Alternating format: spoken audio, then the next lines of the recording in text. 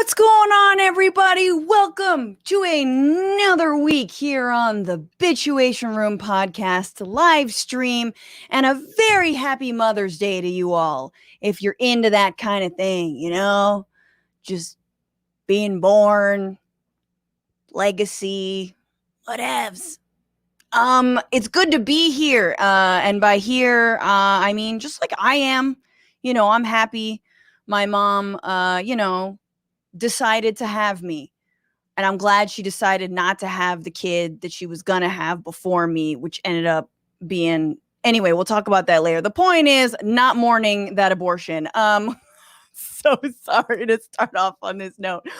What's up, you guys? If you're in the chat in YouTube, why don't you like and share the stream right now? Why don't you give me a little what's up? If you're on Twitch, hey, why don't you follow this channel and also subscribe right now? It's super easy. If you've got Amazon Prime, just do it. We've got such a good show. We're not going to be talking about our mother's abortions. We're going to be talking about someone who probably should have been. Piers Morgan is on the docket, as well as Ben Shapiro, as well as looking at the Biden administration and wondering whether or not the strategy of sort of going forward and pretending like the last 4 years never happened is in fact a winning strategy, or whether it's going to come back and bite us all in the behind. Super to have you guys here. If you're listening in the future, what's up? Do I get canceled? Okay. Well, before you do that, why don't you just give this podcast 5 stars? Because that'd be dope. And I read every comment. They're really, really sweet. Thank you very much for doing that. We've got a great show, you guys. The Dragon Daddy is in the den, everybody. John Iadarola of The Damage Report and The Young Turks is here, as well as comedian Emily Maya Mills. Super funny, so talented. Really, really, really looking forward to this. And the very end, we're going to do something I never do, which is talk about Marvel and the Marvel universe. And I'm going to be asking my guests, as well as you all, what you think that Captain America should represent, if it's not, pillaging foreign lands for oil. Like, what should Captain America actually do? Now, I don't care, but apparently some people care. So let's do this. Let's talk about that. That's going to wrap up this amazing show. I feel like I'm soft. My focus is, here we go. Okay, there we go. Now I'm less soft. All right. But first, I'm sorry, we're working on focus. For people listening in audio, it was a very, very long day. You guys, this show is only thanks to you. It's only thanks to people who tip at TBR-Live on Venmo, TBR Live on Cash App. It's only thanks to the patrons of this show, because no, I have not found a weird bra company to sponsor this show yet, or a, CBD granola company. But until that moment, it's on you all. And my God, have you come through, and do you come through? Patreon.com/Bitchuation Room. Thank you all so much for your support. And for that, and for all of your generosity, I give you what I hope will be the fart song. Okay, what I hope will be the fart song is happening momentarily. Hang on. This will be edited out. Future people, you did a good job. Damn it, I closed the window. Quick, somebody fart before this gets awkward.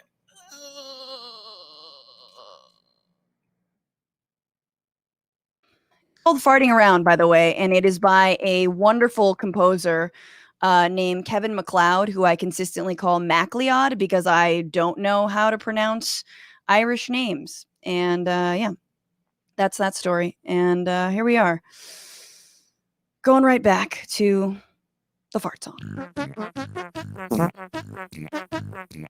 There we go. There we go.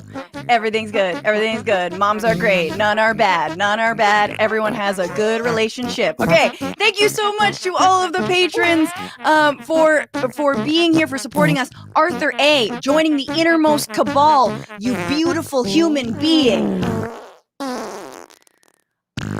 Charles M., Laura E., thank you so much. Or is it Laura? No lo sé. Big tippers, Sarah W, Michael A, Gautam J. I love you, Gautam. Thank you. You're so generous. Jennifer H, Joseph L, and then subscribers on Twitch. We got some new subs. Fire El Nari, subscribe for 6 months, and Pagan Communist, subscribe for 2 months. And this moment is where your name could be. Look at that. Just so seamless. And with that, you guys, let's launch into this. What are you bitching about this Mother's Day? Ooh, I just got a notification. I got a little tip. I'm sorry. What are you bitching about this Mother's Day, you guys? Maybe it is your mom. That's fine. It's okay. It is okay to bitch about your mom. Maybe she's a bitch. Hey, I said it. So you didn't have to. You know what I mean? I'm going to start before I bring in our guests. I am bitching about Elon Musk and his fucking SNL monologue. There, I swore, but I feel like it's about 5 minutes in. We're fine. Just, the algorithm hasn't heard us yet. You can't touch me, algorithm. No, but Elon Musk and his SNL monologue, I watched it last night, and it felt like I'm on Elysium, or like some future like Mars world. And like 1984, the Orwellian kind has been implemented. And like I'm working at, the Ministry of Truth or something. And my boss, who's like a really unfriendly version of Michael Scott from The Office, is like, anyway, I'm going to be doing like a set, at an open mic. And you're like, God fucking damn it. I gotta go watch my boss do an open mic, because that's what it was. Because the richest man in the world had little worker bees, comedy writers, write him a monologue to make him seem human and likable.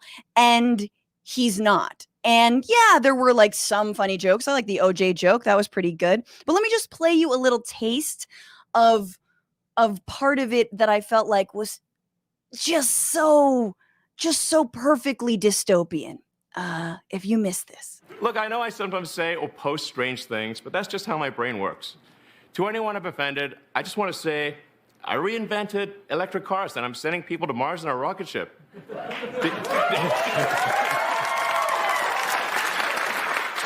Did you think I was also going to be a chill, normal dude?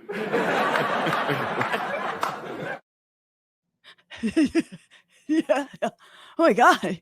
You should be grateful that I'm like even here. I own you. I could buy you, lady in the front row. I could buy you. Like, right? Like, this is the level. And yeah, he's awkward. And it was very annoying because a couple things that were annoying. One of the things is that he brought his mom up on stage, which was very much a cheap shot. Anyone's mom comes up on your stage and you're like, oh God, great. Now I'm imagining little Elon as a child, but with like the same head, just like a Funko Pop or doll, whatever those things are. Number one, he said that. And then his awkwardness, he was like, oh, I have Asperger's. And it was almost like a cop out, a little bit of like, it's like opening your set with like, look, I have a disability. So basically laugh at anything I say. I'm the richest man in the world. I own all of you. And I feel like that was so cheap. That was such a such a cop out. That was such a if you don't think I'm funny or if I seem awkward to you, it's just because I have Asperger's and not because like I do not pay my fair share of taxes. I consistently like dunk on, make fun of trans people, make fun of Bernie Sanders, make fun of socialists, that I think that I'm saving the planet through electric cars, even though what I emit through SpaceX and rockets is way more than any of the offset that like a fucking Tesla would do. It just, it's so gross. And that being said, there are other famous people who have Asperger's who are way better people than you, Elon Musk. And my favorite person who has Asperger's is actually trying to save the planet. And that person is Miss Greta Thunberg. Yeah. And I, last night, had a very fun time talking to myself, imagining if Greta Thunberg were ever asked to host SNL. And I think that'd be really funny. I think it'd be something like, just like, it's great to be here. It took me 30 days by boat. I almost was eaten by a gull. And she'd just be like, what is the deal with flying? No, really, what is the deal with it?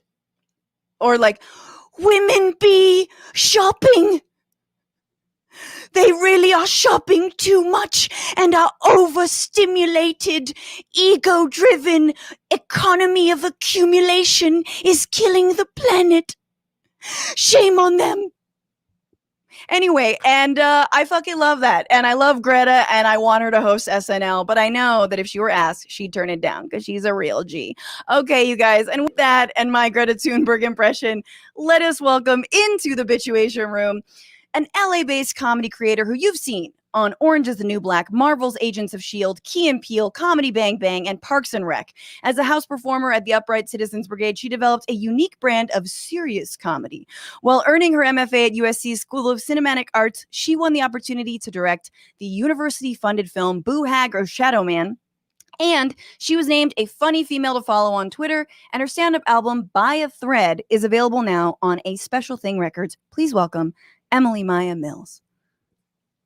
Hello. Oh my gosh, you kill me. Talk about multi-hyphenate, multi-talented. I mean, impressions, I had no idea. It's so good. It's my one go-to. It's my little touchstone, but I think it's growing. I'm very excited. Emily, it's so good to have you here. Thank you for having me. It's so good to be here. Yes, and let's bring in our third companion for the hour. Before we get started, he is the creator and host of the Damage Report on the TYT network. He is also the co-host of The Young Turks, as well as the climate change docuseries True North. Please welcome Dragon Daddy himself, Mr. John Iadarola. How's it going, Francesca? Hello. I love your Greta. So I good. missed that. So good. So tense. Both of you, so good to have you here. John is Dragon Daddy, Emily, but it's like a long explanation, and I feel like I think I should get it. You get it? You just get it? I think we're all good. Yeah. Are we good? We're good. Are you sure we don't need to go into it? Feel free. I mean, others may be swooning. I need to know, Well, on the Damage Report, a lot of the fans, just like the Frantifa here, over there, they're known as the Dragon Squad, and everyone's got their dragon name, and John is the Dragon Daddy. I'm not sure if it was a Z or with a D, depending on who you ask, depending on the day, depending on the kind of your haircut, John, I don't endorse it. I didn't come up with it. Anyway, long story short, we came up with the name because we realized that all of the names that these right-wingers come up with them for themselves are really lame and they don't seem to know it, like the Proud Boys and all that. And so off the top of my head, I came up with something much cooler and still very nerdy, but cooler than that. Right. And if you Dragon Google, if you're me and you Google Dragon Daddy today and trying to figure out what was going on, you would just get a lot of pictures of ripped dads. Yeah. So, I mean, there's a crossover market there. That's a high bar, John.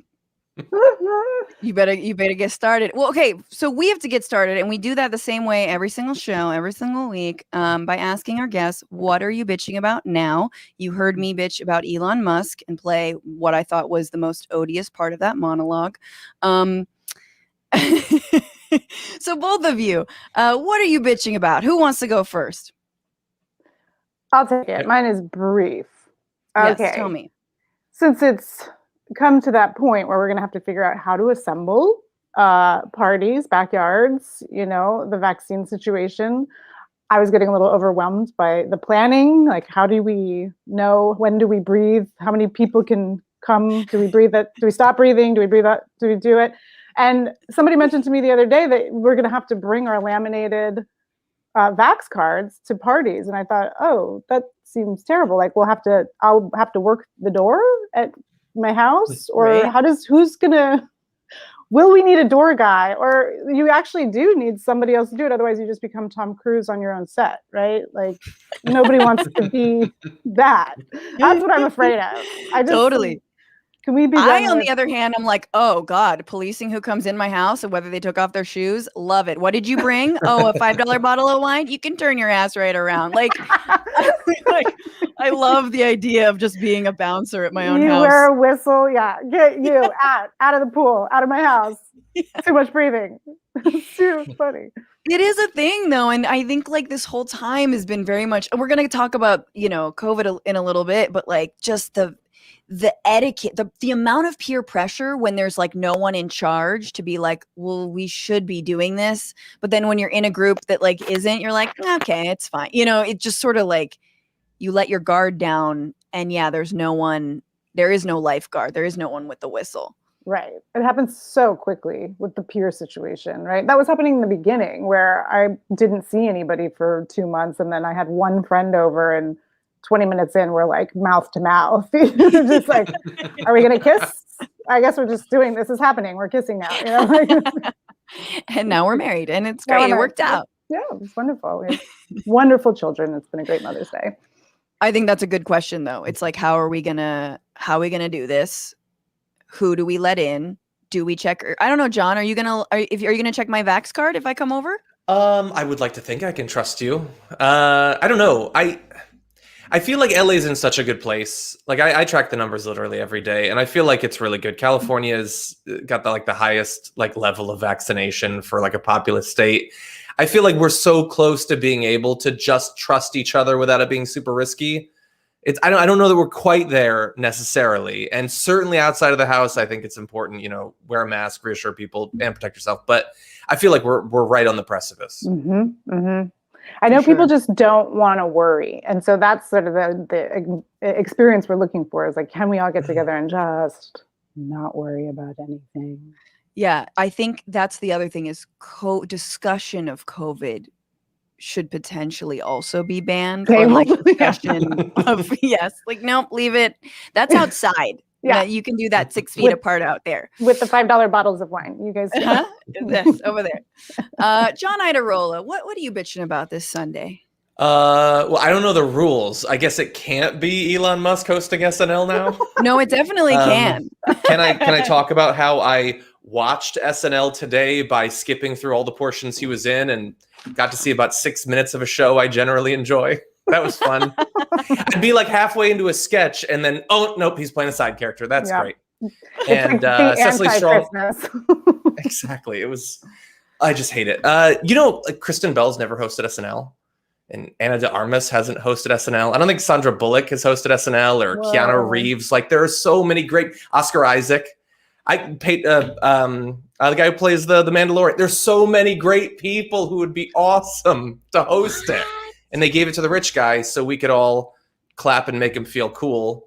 Because even though he was handed a fortune and apparently has at least some talent, whether it's actually about engineering, which the evidence doesn't really seem to be there, he certainly is a good manager of people. Sure. That does not sustain him at all. Just like for Trump becoming president wasn't enough. It's all about the retweets. They're very simple people at the end of the day. And so we'll clap for them, I guess. That's cool. It was hard for me to watch. And I think that's exactly right. I was like, there are many other people who could murder a monologue like this and who deserve to be. And maybe they've turned it down. Oscar Isaac, I could see being like, nah. Maybe. People could be busy or nervous about bombing. Because especially if you're up and coming, if Florence Pugh did it or something, you might think, okay, well, it'd be great. It'd be fun. But if I bomb, then is that what I'm going to be known for? But just to have him there. And I agree. It's all written for him, and I hate it. I hate it so much. If we just didn't have Twitter, I would hate him just because he's, a billionaire has been given all his wealth or whatever. But if it wasn't for Twitter, I wouldn't have to know what he's like. And to pretend that hey, I'm just a kooky, eccentric guy, that time I called the guy who saved those kids a pedophile. Hey, kooky.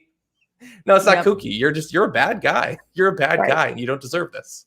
Yeah, he truly is.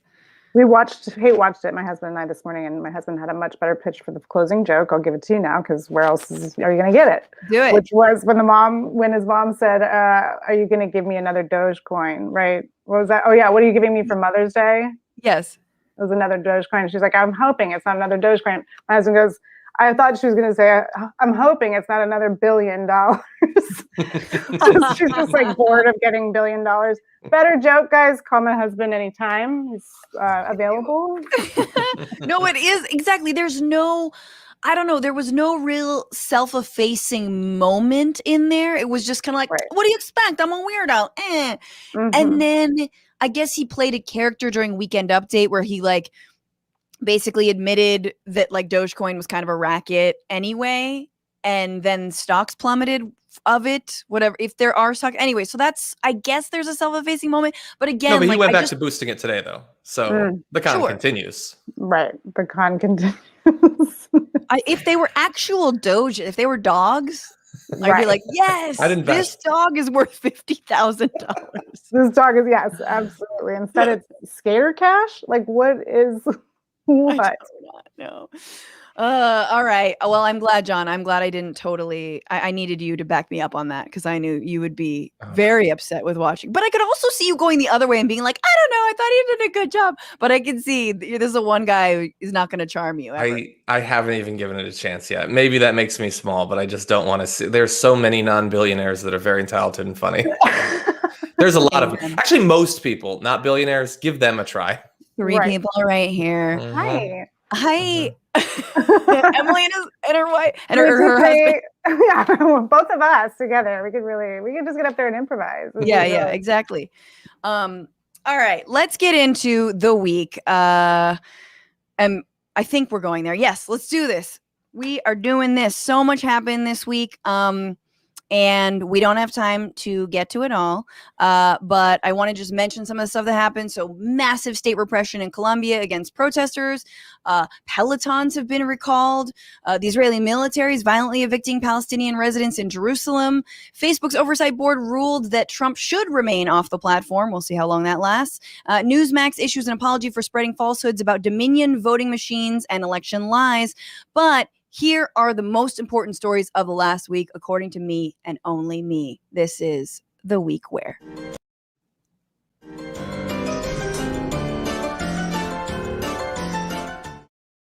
Yay! Okay. Rebecca, am I doing them or are you doing them? Let's talk about it. We'll talk about it in the private chat. Don't tell me now. Talk about it in the private chat. This was the week where, in honor of Mother's Day, let's talk about this. Representative Cori Bush from Missouri testified to a House Oversight Committee hearing on Black maternal health, which is incredibly important. Except instead of focusing on the content of her testimony, which was about how she had been treated as a Black mother and in labor, some decided to focus on a gender-inclusive term she used during the hearing, which was birthing people. And after recounting her own experience with giving birth to a premature child and being treated poorly, here is what she said. Every day, Black women are subjected to harsh and racist treatment during pregnancy and childbirth. Every day, Black women die because the system denies our humanity. It denies us patient care. I sit before you today as a single mom, as a nurse, as an activist, and as a congresswoman, and I am committed to doing the absolute most to protect Black mothers, to protect Black babies, to protect Black birthing people, and to save lives. Okay, so there you have it. Black birthing people. Is the first time I had ever heard that phrase. Have you guys ever heard that phrase before? This was the first time, yep. First time I heard it. Yeah. I don't rule out the possibility that people more tapped in and smarter than me have been using it for years, but I'd never heard it before. Yeah, exactly. But that being said, I do know trans men who've given birth. And I also noticed that, like, she didn't just say birthing people. She said mothers. And then, like, birthing people was one of the people that she mentioned. But that doesn't matter, of course, because it was immediately picked up by a man who thinks that WAP created feminism and is definitely being cucked by at least two people. Ben Shapiro, at least two. Like, there's, up to 10, Brothers. not at the same Possibly time. a handful, 2 handfuls. Yep. Many. But listen to Ben Shapiro go off on the term birthing person.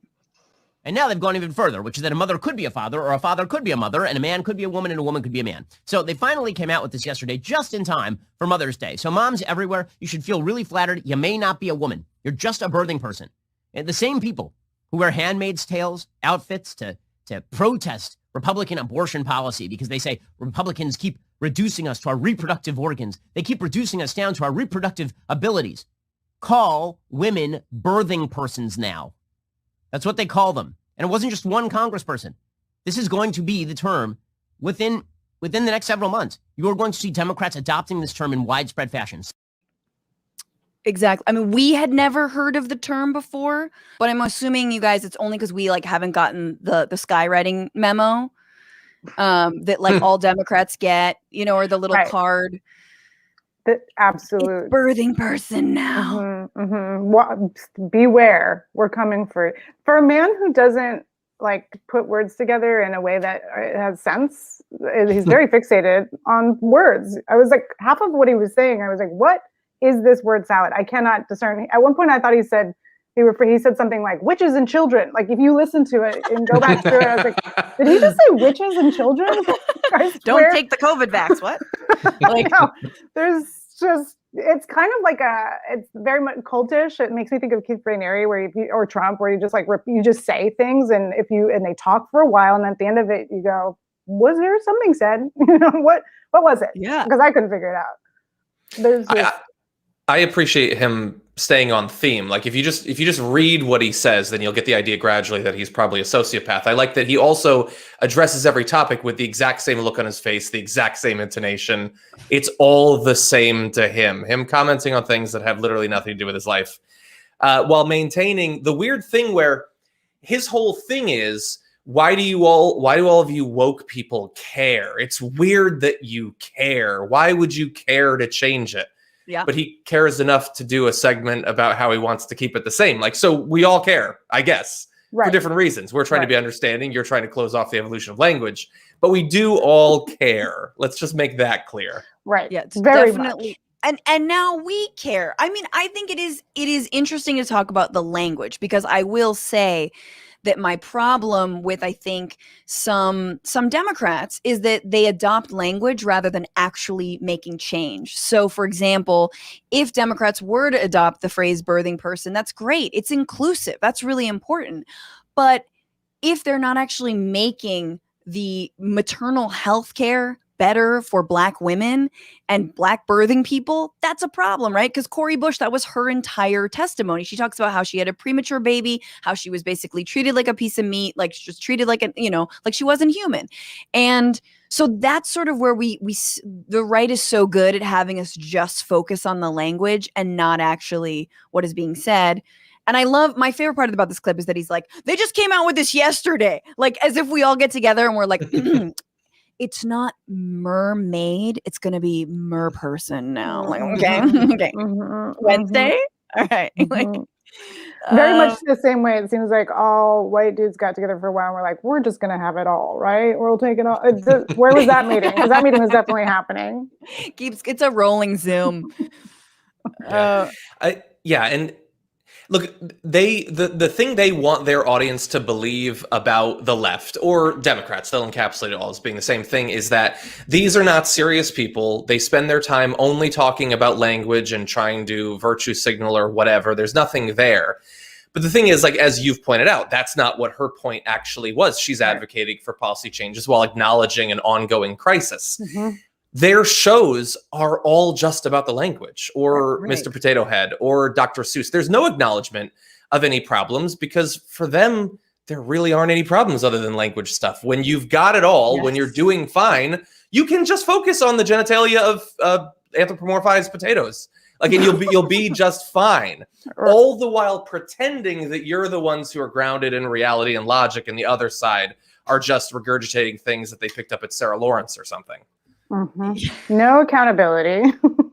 there's no recognition. It's crazy. So how is there something? I think that goes back to my same point, where it's like, there's no substance. What are you talking about?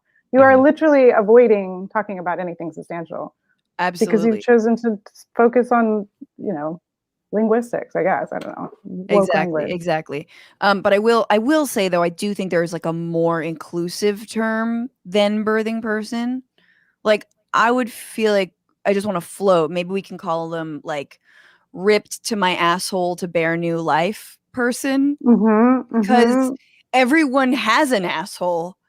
and no matter what gender they are, so that's just always inclusive. So maybe we say Life giver, superhero. life giver. I like life giver. Ripped my asshole to bear new life is not as good as, but yeah.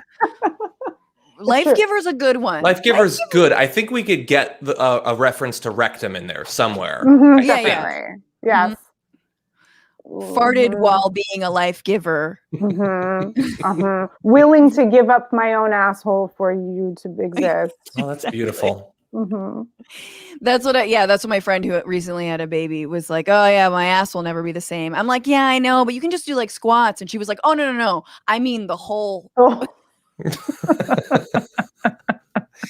Yeah. Yum. Delicious. What else can you tell me? What's in there? Oh, God. But I do think that's interesting to say that like I do think life giver is actually a nicer phrase than birthing person. Like birthing person just sounds really like, I would rather just say mother, father. Like if someone's a trans man or trans woman, yeah, it's like super mechanical, process oriented. Yeah. So And that like should on that level, I get it. Yeah, that should be part of the pitching process when we get together and decide these things. But there should be some like, how is this going to come, fall on deaf ears? You have to like put it through that test. It's like, how is this going to be rejected? And then we pitch till we find something that's like bulletproof, right? We workshop it. Ben gets one vote out of 600. I don't know. I don't know when the annual or the weekly Democratic new woke terms to trigger the right meeting happens. But once again, standing by. We are here. Awesome. All right. Well, let's move along. To I'm gonna ping pong a little bit because I don't want to just talk about sort of shrill scared little men. This was the week where the Biden administration finally agreed to push for patent waivers of the COVID-19 vaccine at the World Trade Organization. Obviously, this couldn't come soon enough. 36 countries have seen a rise in the virus, with India being the worst country since the start of the pandemic, 400,000 cases a day. Meanwhile, in the United States, the demand for the vaccine is slowing down, and that is not good. This is apparently thanks to a lot of mistrust in it. And it turns out that a vastly under-resourced education system plus a profit-driven healthcare system, if you have faith in, plus Facebook equals just milky-brained Americans who do not want to be vaccinated. And what did we think was going to happen? We learned that the United States might not reach herd immunity through vaccinations. And let's agree that like calling something herd immunity is just not the best way to reach people who regularly use the term sheeple. Like don't call it a herd. Right. This was kind of some good news, which is that the Biden administration is switching approaches. They're getting people vaccinated through smaller vaccination operations like pop-ups, mobile clinics, walk-ins at pharmacies, and then coding the vaccine in Facebook memes about someone being canceled by a woke mob. And that'll do it. That's the most irresistible thing to Americans. So they're switching strategies. You guys, what do you make of this hesitancy? Do you both know someone who's like, I'm not going to do it? Yep. Yeah. Yes. And my immediate question was, well, why? What are your thoughts? And they were like, I just don't want to put that stuff in my body. That's usually the refrain. It's like, I just don't think I want to put that stuff in my body. And meanwhile, you're like, they're vaguely into holistic medicine. You're like, it is ancient Chinese medicine, right? You understand that. That's what it is. That's what this is. You give yourself a little bit. It's something that was discovered a very long time ago through the very same sources you're trusting your life with. Let's just reframe it. Let's just I love how you're like, the vaccine is from China because there's a little bit of the virus in it. And they're like, oh, okay, I see how that could work. You're just gonna mix things around and confuse them, Let me ask you: is this person also your hairdresser? No, or is that I have not used a blow dryer in a while either. No, that's not what I'm saying. I'm saying that's the only person who I know, and it's like but I really can't quit her, even though she's probably been the closest to me of anyone other than my boyfriend since the pandemic started. But I'm like, I need this haircut, but I really want you to take the vaccine. Yes. Are you working on her like a slow, soft blade? We'll see. Because I got my second shot, and let me just say, I took it like a boss. Like, watch me keel over right now. But I Straight kinda, vomit into the camera. straight projectile. No, but I handled it. Like, I mopped the Mhm. whole house the second day. Oh, excuse you. Slept like a baby both nights. Mm-hmm. Fucking anyway, I John, do you definitely felt it go inside of me, and I felt like it felt like I was being injected with like a Sun Ra song, like an old jazzy, like there was like a psychedelic. I just felt like I could feel the aliens dancing on the pyramids and the like microchip and the center. Like it just. Did you feel it? Did anyone else feel it? Like just freeform jazzing its way through my body. I truly felt it. I think that was it. That might have been a different injection. Actually, that was concurrent, maybe. I just got J&J, and I was sore for like a day. I got it before the announcement about the blood clots, so I guess I got it with less anxiety than later people would. But I don't think I know anyone who isn't going to take it, but I probably know people who might not take it but wouldn't say that. Maybe. I can think of a few people. I do know anecdotally, just because you mentioned your hairdresser, my wife's hairdresser has been spreading conspiracy theories to her the entire pandemic. Cool. Telling you, these Los Angeles hairdressers, just like, there's a type. There's a type. There's a type. And they like spray themselves with chemicals consistently. Yes. Not want to put that in my body. Like, you're swallowing hairspray. Yeah. But yeah, I don't think that I know any. What do you make of this new strategy? Like Biden's strategy to pivot to like, away from mass vaccination centers and towards they're doing like community outreach and things like this. Yeah, especially like if there are so many people whose political identity has become an opposition to big government trying to force them to put something in their body, then doing it in a stadium has very sci-fi movie vibes. I was fine with it. Some people may not be. That said, you can make it as convenient as you want. We've got a certain baked in and potentially growing percentage that are never going to do it because every night there's a new monologue from Tucker Carlson and a new conspiracy theory. And the solution to Tucker's rhetorical questions is not, well, could I get it at my local CVS? Right.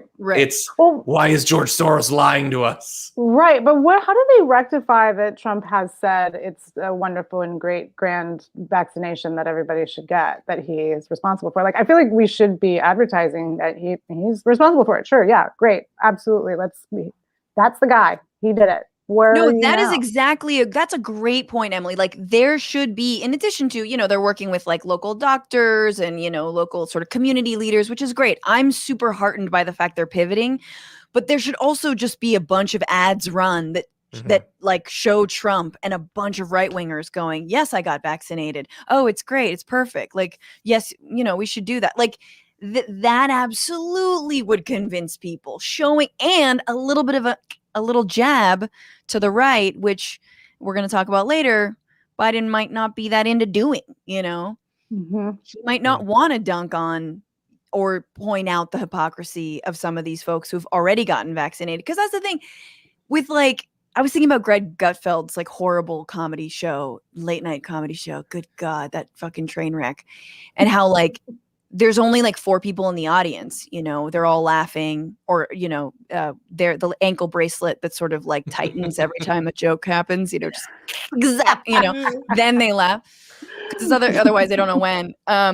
Like that even in Fox Studios or whatever, like the office buildings, they must still be following COVID protocol, even though they're spewing, all kinds of misinformation. But then when it comes to what they're practicing, they absolutely are taking. I mean, Tucker's vaccinated. His whole family is vaccinated. Everyone that he knows is vaccinated because they're rich and they have access to the information. But the issue.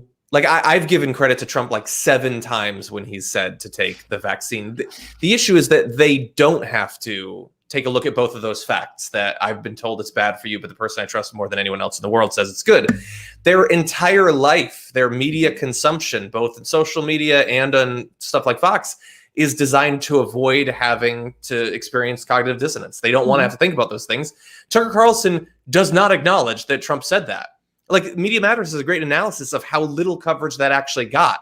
Like Yeah. they love talking about what Trump says, but when he talks about that, it's not worth covering for some reason. They like There's a their particular news. sort of cowardice to them that they don't have to acknowledge these uncomfortable facts because they know that there's no benefit for their audience if they do it. And if they bring up these things, it's possible they'll suffer some strike back from their audience. Mm-hmm.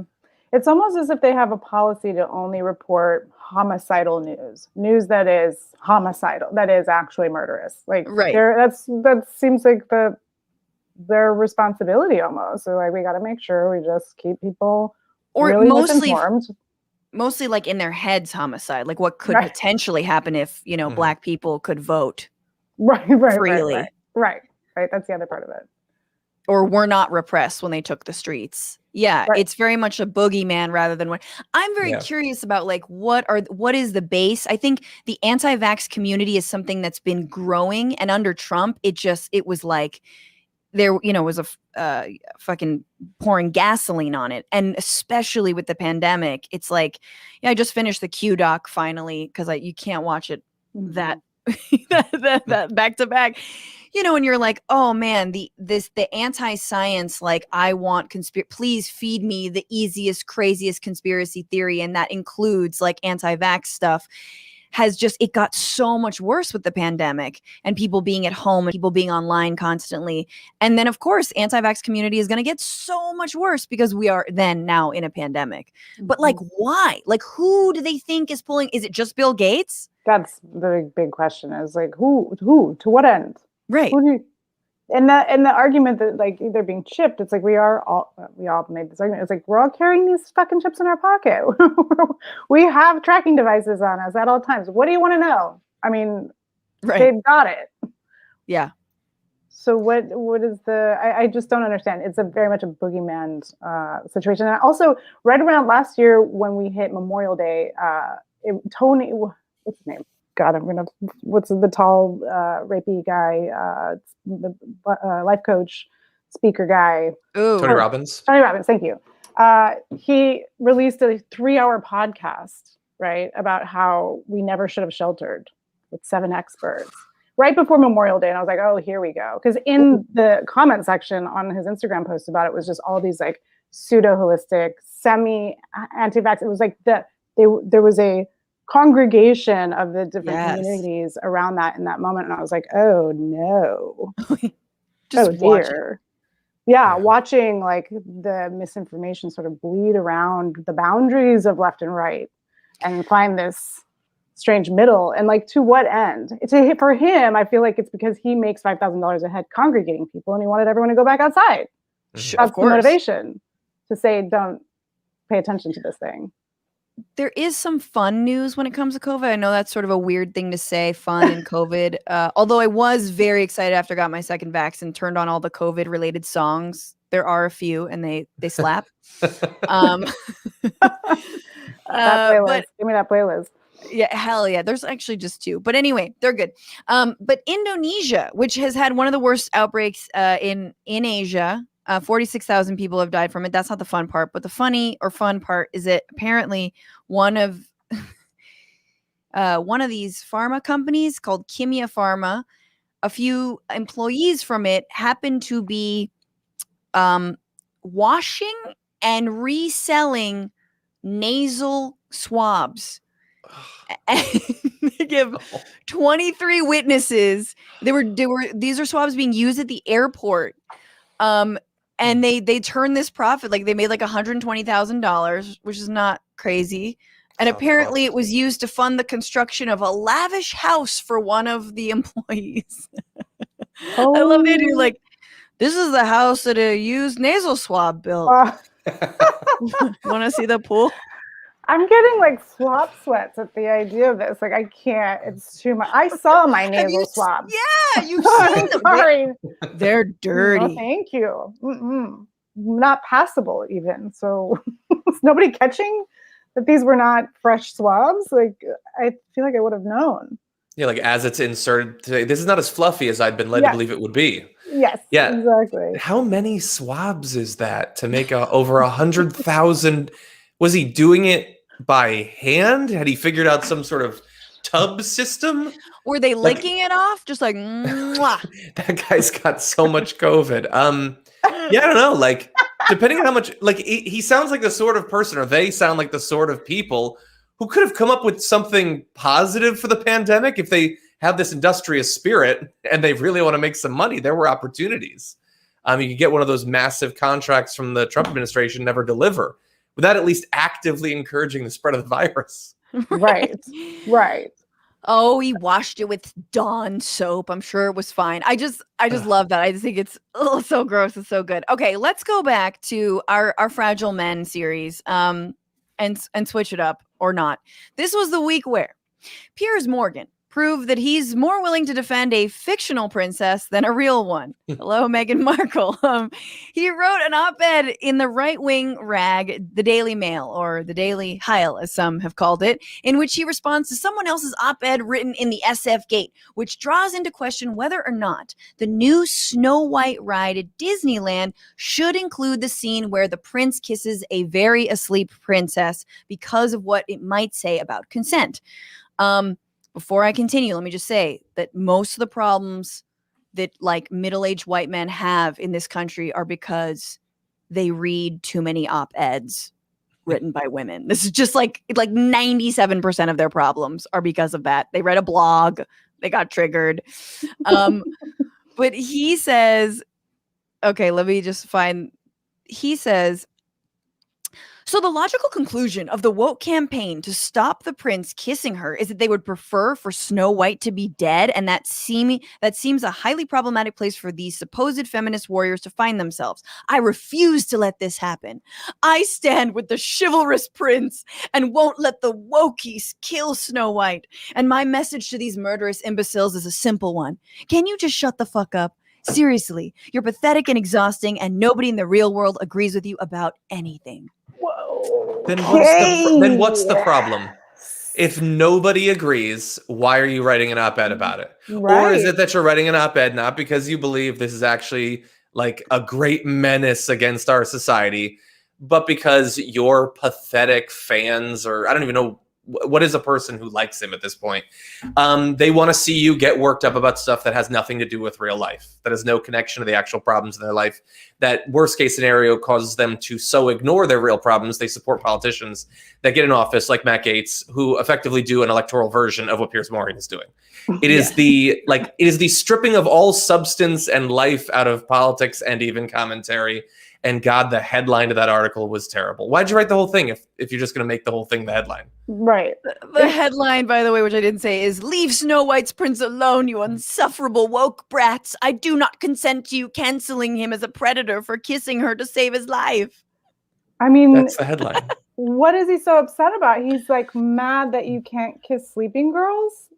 Like, think about that aspect. He's upset. What he's defending, Yes, that it is good and okay to kiss sleeping ladies, and you're like, okay. I think it's even worse than that. I think he's just defending a fairy tale, like which happens to include, yes, a prince kissing a sleeping woman. Now, let me just say, I'm gonna be a little contrarian and say I kind of agree with Piers, because I read his little freak out and then I was like, let me read the actual op-ed and see what that says. So I want to read that and see how it sits with you guys. So this was the op-ed he responded to. The title is Disneyland Snow White Ride adds magic, but also a new problem. Right? So it's reopened, and then the writers say that there is a kiss that he gives to her without consent while she's asleep, which cannot possibly be true love if only one person knows it's happening. This is true.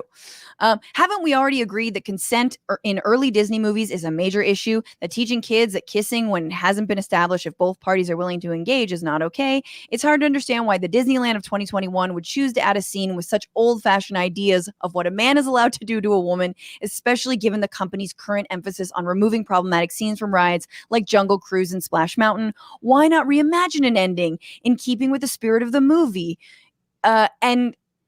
And Snow White's place in the Disney canon, but that avoids the problem. I don't know if I agree with this take. Like, it's the whole plot of the movie. Like, that's, or the fucking story.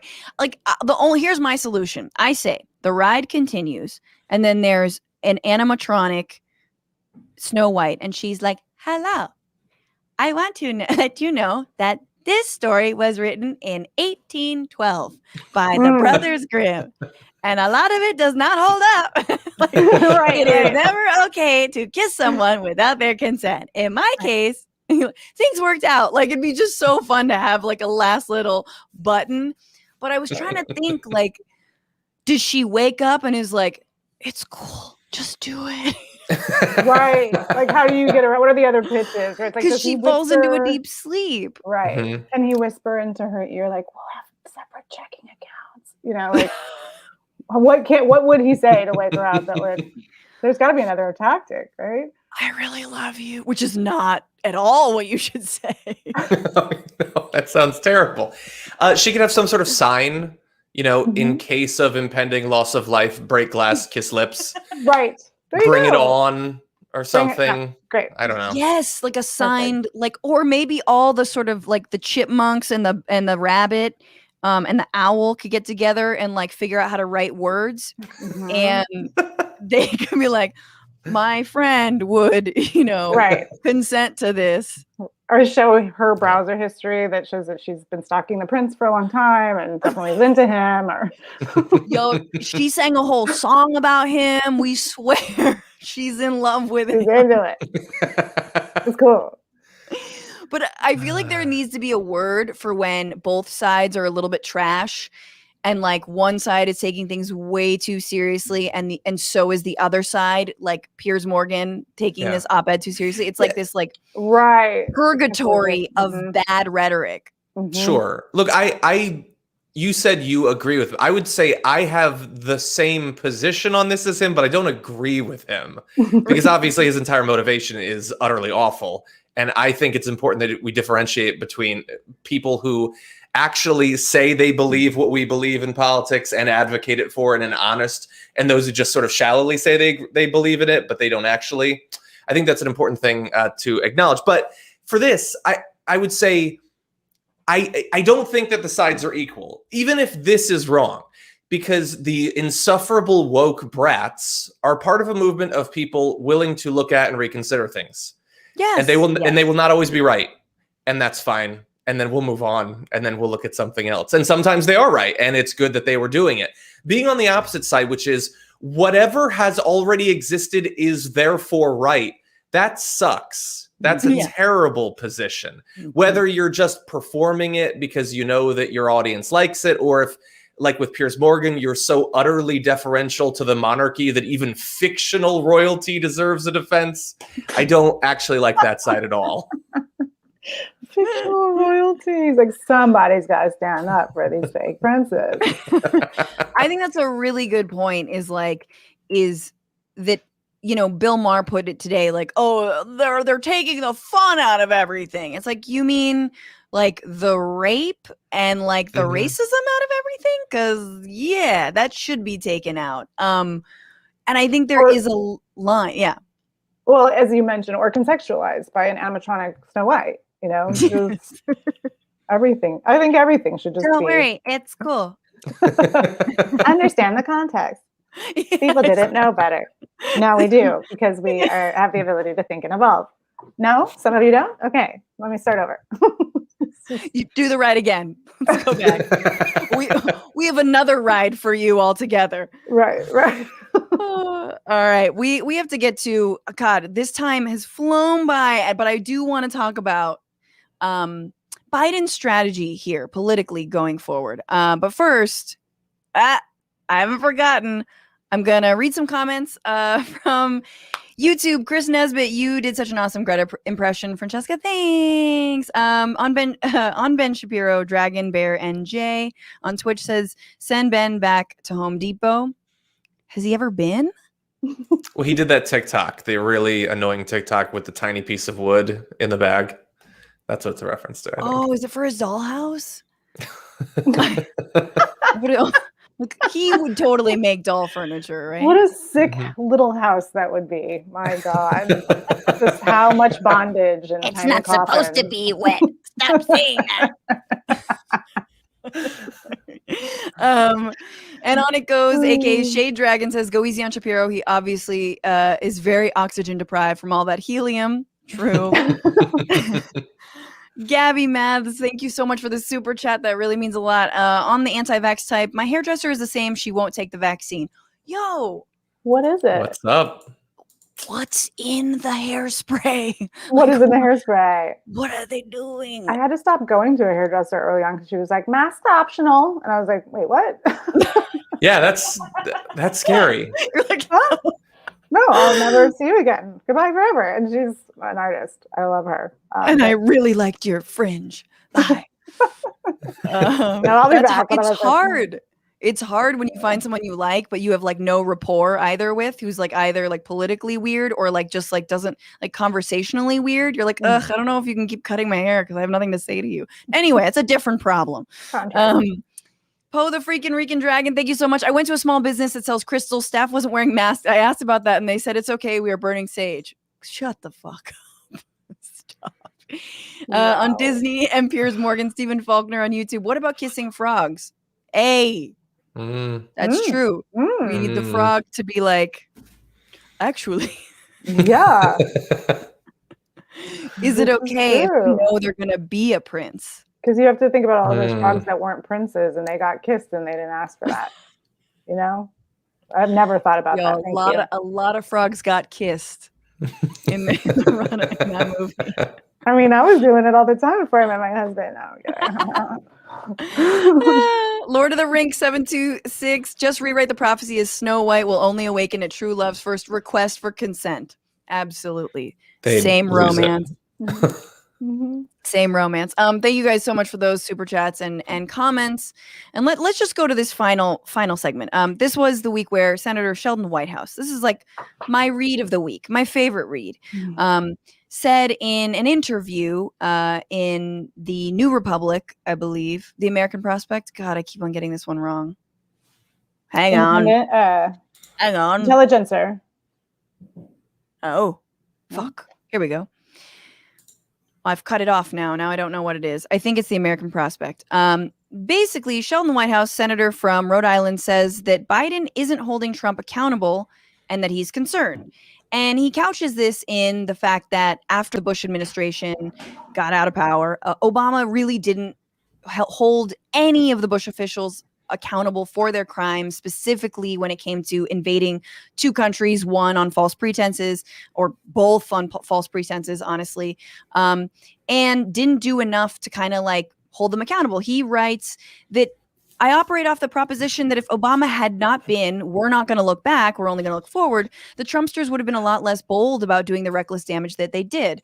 I think they took from that lesson that they're safe from scrutiny and that they're safe from consequences, and they can really put the pedal to the metal trying to wreck these agencies of government and corrupt them, because if the worst case scenario happens and the Democrats win, you get tossed out. Then you get a reprieve. It's amnesty for all and there's no consequence to it. So why not be as corrupting as you can if there's never going to be any consequence?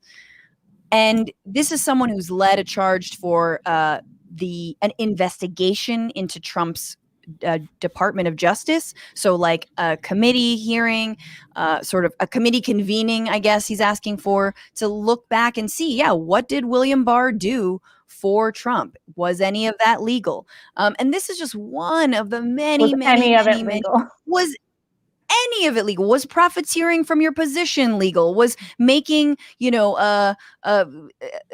officials of the White House stay in Mar-a-Lago retreats and hotels abroad?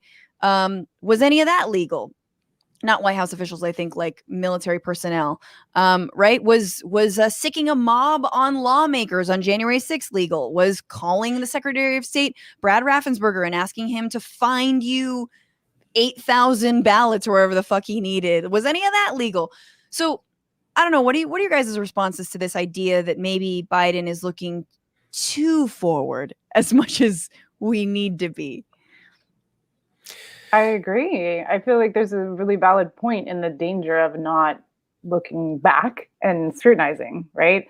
There's still this thing where like I don't understand how they can continue to spread the big lie. Like at what point do we just say factually people understand this is truth and this is not? And how do we communicate that? Because it's up for debate and it's just obviously become such a mess and so confusing that the fact.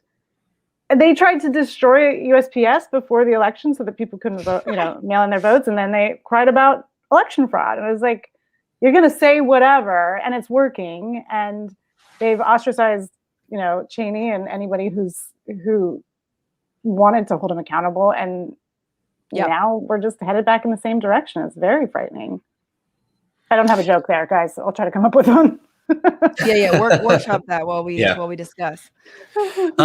They've said a lot of crazy things about Biden. Their attempt to pitch him as some sort of like Chinese Stalin or something. A lot that they say about him is crazy. But one of the craziest things they said was that if he becomes president, he's going to wage war against the Republicans, locking them up, No. Biden would never do that. The fact that he's looking forward, not looking back, I find to be the least surprising thing in politics. Obama, was a little bit less of a known quantity in that area. He was willing to investigate some people he shouldn't have been, journalists and things like that. But Biden, no, Biden's not going to do that. He should. I don't like that presidents have literally no reason to believe that no matter what they do, they will ever spend a day in jail. You can do anything. You can nuke cities. You can perpetuate genocides. You can overthrow governments. You can lie about a global pandemic. You can lie about a global pandemic, letting hundreds of thousands die. You can drone strike Americans. You can do anything you want. Why? It's a wonder they don't do more illegal stuff while they're in office. They do a lot, to be fair. And in Trump's defense, he's very, very lazy as well as corrupt. So he had to balance those two things. But the thing is, like, while in general terms, I would love to see a US president behind bars as a warning to not just future presidents, but future senators and representatives, governors, Supreme Court justices, and all that. I also know that literally anything they investigate Trump on, no matter how legitimate, no matter how backed up by the evidence, is going to be greeted by 35% of the population as the most obviously fraudulent thing that's ever existed. Sure. So, but it seems like a moot point because Biden ain't going to do it. It is. But I'm scared. Like, I am of two minds. Initially, I feel like these bold plans that he's, whether it's the infrastructure bill or the, family plan, or like the actual relief bill, the COVID relief bill, all these things are excellent. I'm so glad he's getting to work because I'm not someone who thinks that like 2022 is definitely going to swing towards Republicans. I think that I don't know if it will, especially if Biden's able to deliver. He's already delivered on the vaccines and he's trying to even more. If he's able to deliver on some of these other pieces, we'll see. But that is why I'm scared, because I think the narrative, what Emily is saying is absolutely right on, which is like, he doesn't even take the opportunity during an address to a joint session that is publicized. It wasn't like, the State of the Union, I guess, but it really was, to be like, I won. Hands down, I won. Yeah. Let me count the ways that I won. When he should absolutely claim that. It won't sound petty. I know it feels like it sounds petty because of course you won, and like, why like keep on saying it, but people need to hear that. And then the other thing people need to hear, and he sort of got close to this when he talked about, white supremacy is terrorism, but he's like, I don't believe in the language of terrorism, but I absolutely think there needs to be a narrative of what happened on January 6th was un-American. I'm going to say it over and over and over again. Like, how many times do you want to hear it? I got all those ways. Right. Because otherwise we're losing the thread. Otherwise it's good that we're doing stuff, but it's almost like we just have to move forward and pretend, like your family member didn't say that really weird thing about QAnon or what, like just keep eating our dinner, and like, right. To what end in 4 years? Right. Exactly. And he's boldly saying he's gonna do it, run in 2024, and there's this support. It's just the strangest thing where we're like, didn't we all see that? Were we all watching what happened? And 70% of Republicans are back on board. Totally. Terrifying. And interestingly, and this is where my stupid optimism, and I think John and I differ, where John's more of the pessimist, and I'm like, but wait a minute. I think more people are identifying as independents. Supposedly something like 70% of independents believe that Biden did legitimately win the election. Mhm. And I think folks would rather be categorized as independents than Republicans. Mhm. So it's like we keep on seeing these numbers, but I'm not really sure how many Republicans are left. Thank you for this point. This is the most refreshing thing I've heard in a week. I mean, I could be totally wrong, but like that is I think especially after January 6th, I'm not sure. I think a lot of them have fled.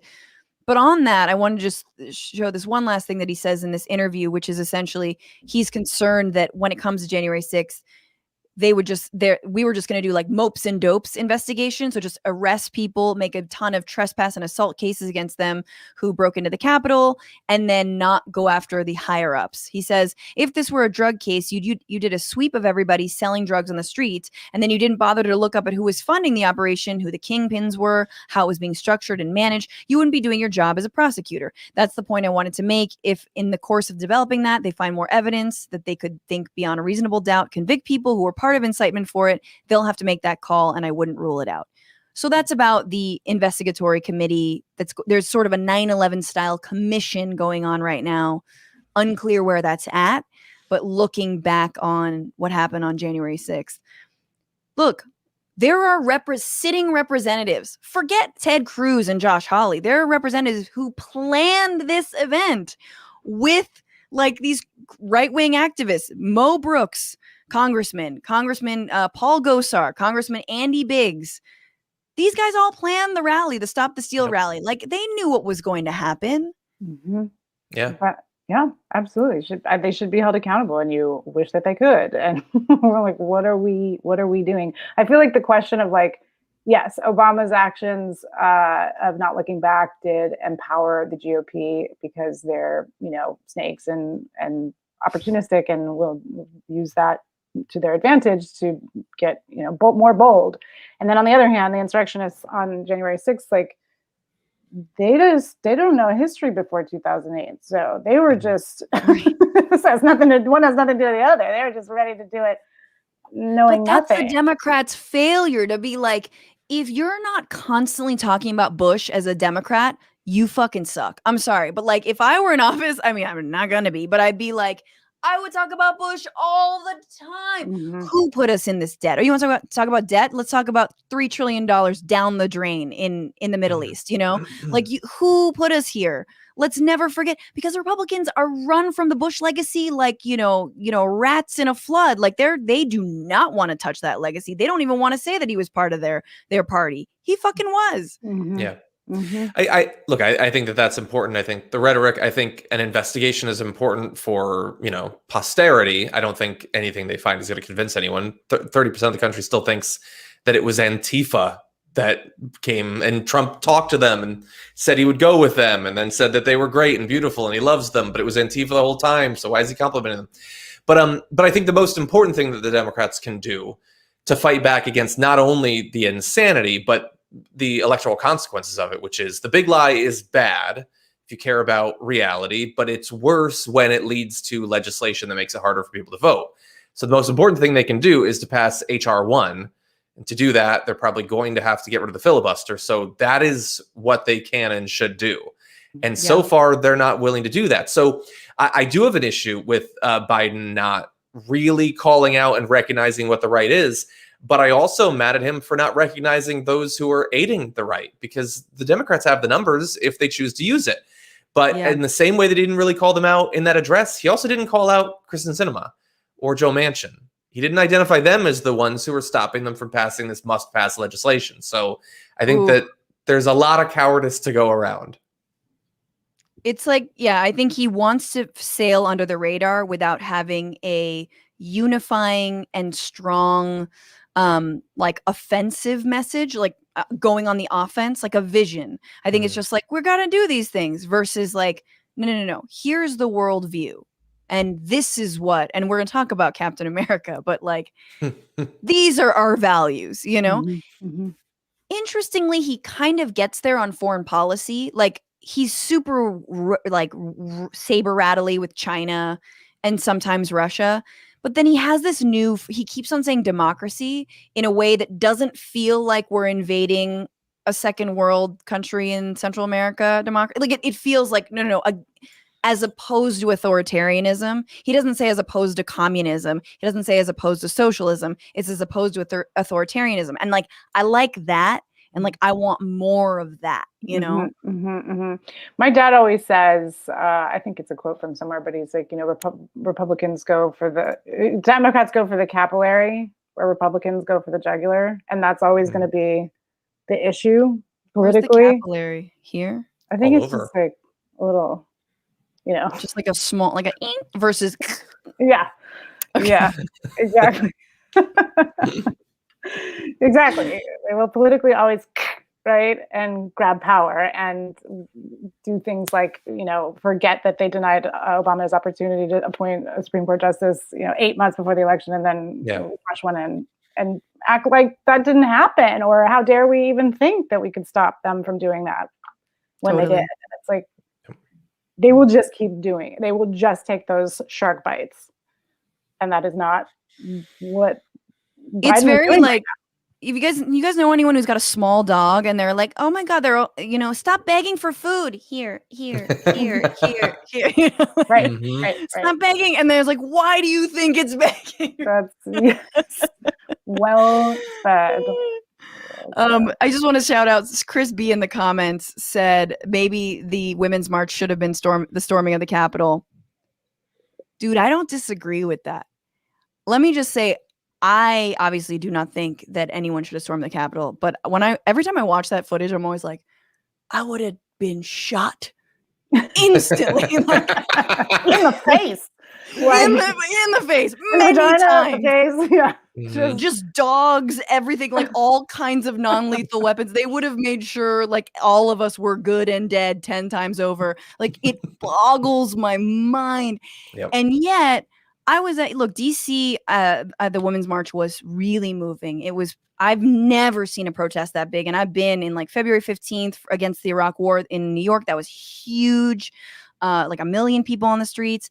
This was gigantic. And if we had all camped out, sat in, like surrounded a building, like something a little bit more, you can be militant without being violent. And that's something I firmly believe. So like, what is it? I don't disagree with you, Chris. And I think that's important to point out. Let's move on, you guys, to our final segment. This is just a, it's bait for the nerds because we've got the Dragon Daddy on. I read an entire op-ed about Captain America in which this author talks about, it was I'm going to write a response op-ed about the entire Marvel universe. You're basically Piers Morgan now. Exactly.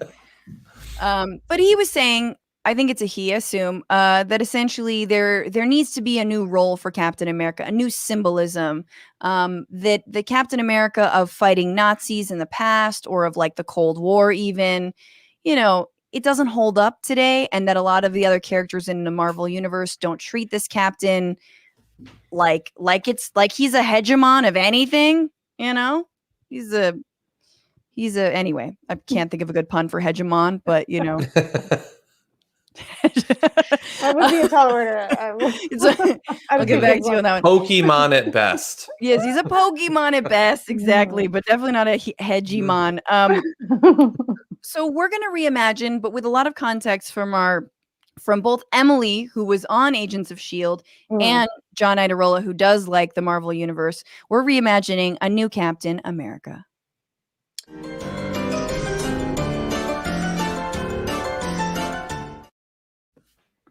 Okay. Who would be your Captain America? Not necessarily a person, but what kind of a person, and what powers would you give them, and what would they stand for?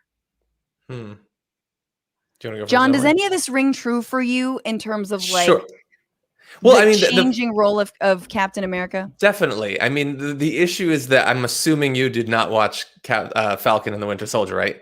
It's all about that. That's the whole point of the show, is about what Captain America stands for, not only in the modern day, but for a black man to serve as Captain America. What does that mean? That the legacy of patriotism and how the U.S. military has treated non-white soldiers and all of that. It's actually really fascinating, even if you don't like the MCU. Okay. Yeah. But no, I have a couple of Like different that works. ideas.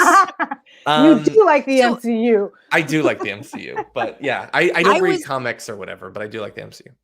I was gonna watch the movie, and I was like, "Oh, if it's a movie, I'll watch it." Then I saw it was a show, and I was like, "Yeah, I'm It's tired good of it." though. Okay. Julia Louis-Dreyfus is in it. Oh, Come okay, on. that's a good selling point. So it's all Um, about grappling with what the role of a Captain America is, and are they Yes.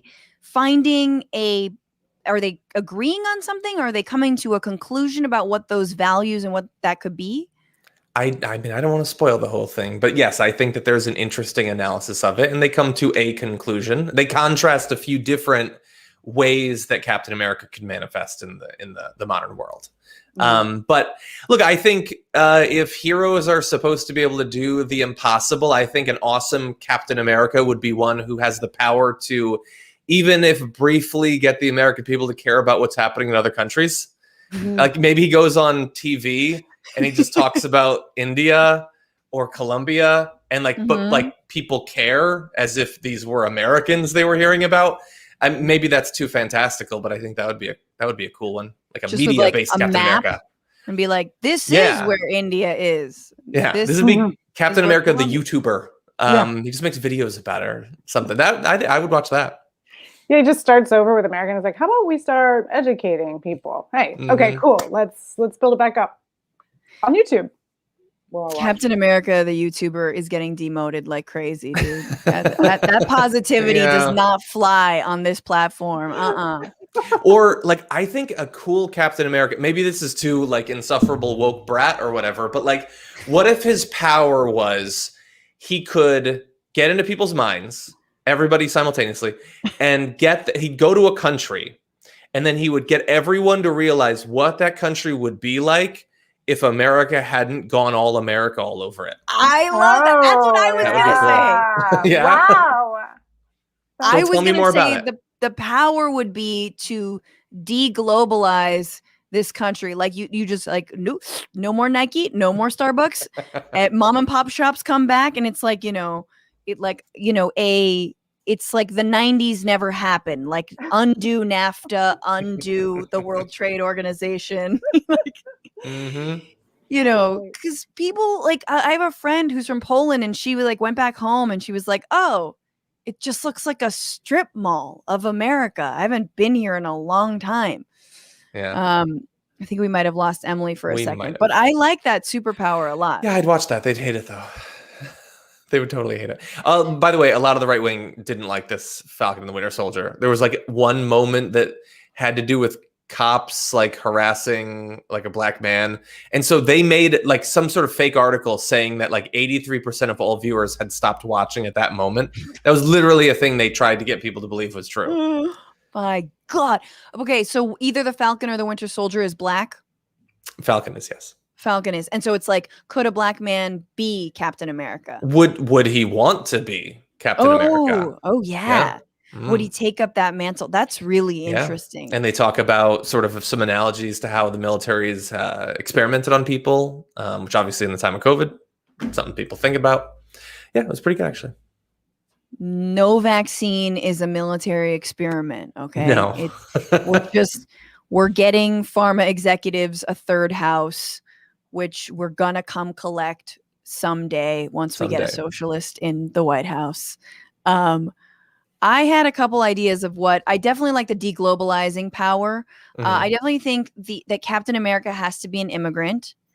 Could it be Greta? Does it have to be an American? Actually, yeah, no. She's trying to save America, not She- specifically, but she's done with us for sure. She's way too cool for America, but it'd be an immigrant. And I think that its superpower would be teaching other cultures how to like combine salty and sweet things. Because is that a problem? The lack of that? Yes, no, but it's the only thing Americans are actually really good at is sweet salty combos and like breakfast food. So it'd be like teaching you how to do that and like lots of syrup and bacon, that kind of situation. Now I'm getting Captain hungry. America is an international branch manager for Cinnabon. Nice. No, it's a deglobalized future it's not about corporate globalization, but he definitely doesn't fly because of that many snacks. I mean, that's true. He's on a rascal. He's on a rascal and he's large and in charge, but he's living his best life. He'd also, my Captain America would have the ability to lower the volume of American tourists wherever they are. Just pew. That could be useful. Up. Did we actually lose Emily for Epps? I think we might have. Oh no. She was saying something about a power charger, so I think she's trying to fix it right now, probably. All right. Well, I like this. I mean, I love the idea though that like, because when Captain America first came out, I was like, I'm never gonna watch this. First of all, one, don't like America that much. Sorry. I mean, it's my home, but like, done some bad things. Two, don't like superhero movies. Three, definitely don't like a super soldier. Like, who wants a super soldier? Like, that's what our actual real life. That's the whole show. No, but that's the whole. That is what the military like is doing now. That's what like DARPA is funding now. Is Francesca. Like putting super soldier blood so that they have killing machines who don't feel anything when they kill innocent civilians. Francesca, the whole show isn't super soldiers. It's questioning whether super soldiers would be a good thing. What does having that sort of power make you become? It is Francesca the show. You won't watch it, but you wrote it, I think. You've come up with the whole plot for this show without knowing it. So what I'm saying is actually just the plot of the actual show that I should be watching. Yeah. Did you fall asleep with it on or something and now it's just incepted you? Yes. And I've also read an op-ed, and I also this was an alternative to talking about our moms for the last 15 minutes of the show. Hello, friends. Hello. Hi, Emily. I'm so glad we have you back. And I wanted to ask you, if you had a Captain America to design, what would they be like? And what would their superpower be? And what would they stand for? So I would say Captain America in a perfect world would be Regina King from Watchmen. Is that allowed? Can you promote somebody? Sure. They probably own it. Great. So we'll just kind of transfer her out of that department and into the captaining of America. I think her superpower would be getting people to see people's truths and broadcast them, probably, just only the truth, no lies. So she could see them, not just like a lie detector superpower, but like broadcast it out. Like project, like I never said that, like soup. Yes, exactly. Everyone can see it now. We got everyone. Yeah. Yep. Ooh, that is shade. Yes, right. That is like receipt. That's like receipt lady. Yeah. Right. And I think with that, probably some kind of pellet gun that shoots like microdoses of psilocybin, because I think we all just need to connect. We need to connect these brain hemispheres, right? And just start to be able to think and not reject. And like you said earlier, handle cognitive dissonance. Exactly. Cognitive dissonance.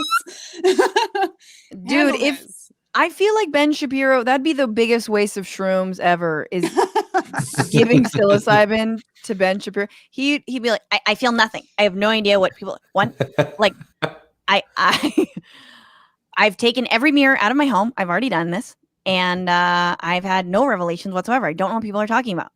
Okay, and so we'll float you down a river. We'll see how you do. We'll just see what happens. My stomach hurts. I feel nauseous. Is that part of it? Yeah. Okay. Look at the birds. Everything's fine. They're just flapping. They have feathers. They serve no purpose. Like, imagine. Okay. Your Shapiro's getting better.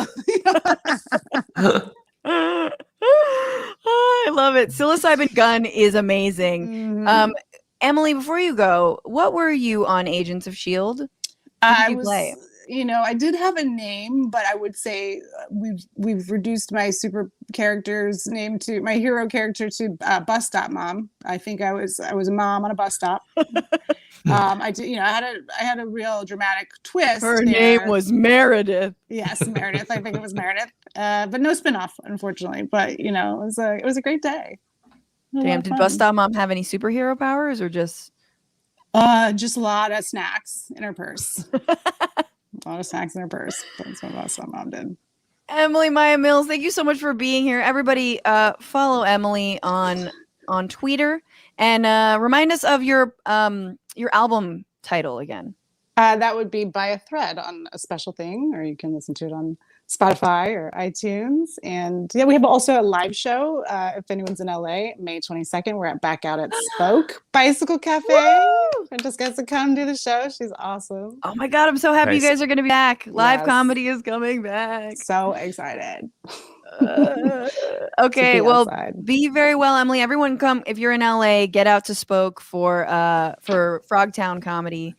It'll be so good.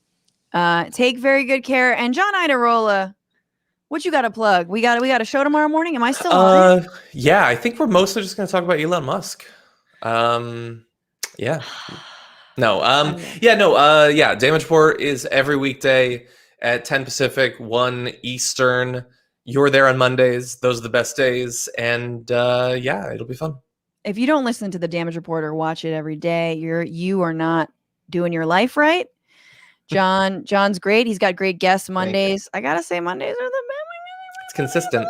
We do a top 10 list every Monday. That's a lot of fun. That's true. We'll see what comes up next time. John's gonna message me at 11 p.m. tonight and be like, "What should we do?" And I'll be like, "I'm editing the podcast." It's probably gonna be MCU related this time, but yeah. I gotta watch everything tonight.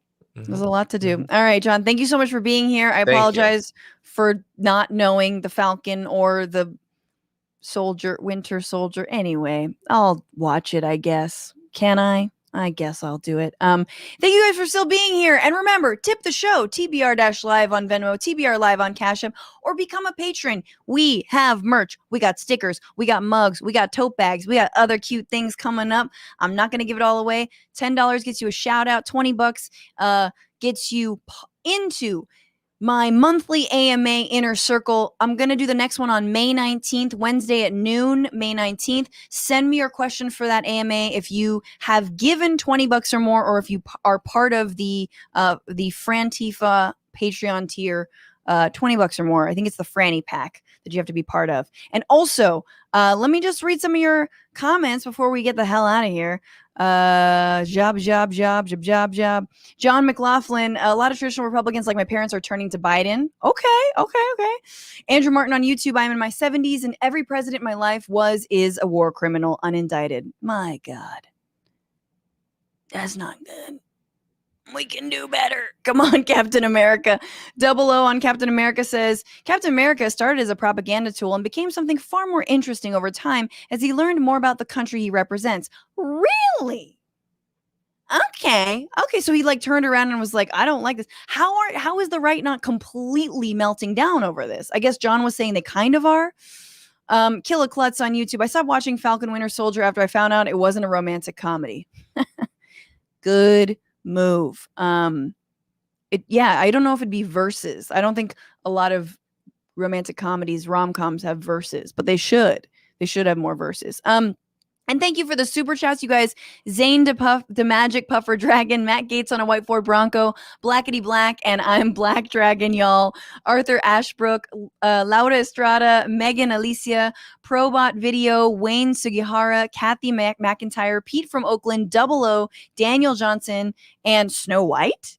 Is there a Snow White in the chat? Oh my God, you guys, you're so sweet. And also to the Twitch subscribers, Dean Oboyer and Ashes0610 and C Missal. You guys are awesome. Thank you so much. Thank you to everyone who works on the show. Becca Rufer, Ellie Hoffman in the chat, to Kelly Carey and Dorsey Shaw on the other side of YouTube. We stream every Sunday, 5/8 Eastern for now on YouTube and Twitch. So, hey, watch us live. We've got a great show coming up next week. And remember, guys, fight the patriarchy. Fuck the patriarchy. Fight the power.